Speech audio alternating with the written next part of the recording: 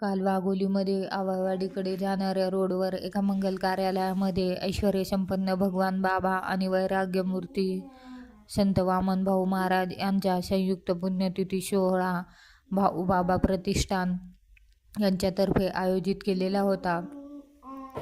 आतमध्ये महाराजांचं प्रकाश साठे महाराजांचं आगमन झालेलं होतं. त्यांचं कीर्तन ठेवलेलं होतं.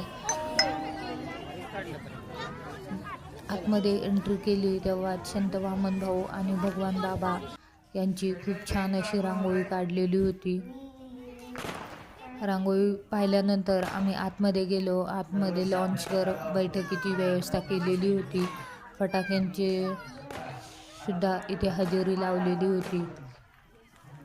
किलबिल परिवार तसेच लहान मोठे सर्वच कीर्तनासाठी आलेले होते. किलबिल परिवार यांना एका जागी बसवणं म्हणजे खूप मोठी तारेवरती कसरत असते बरं का.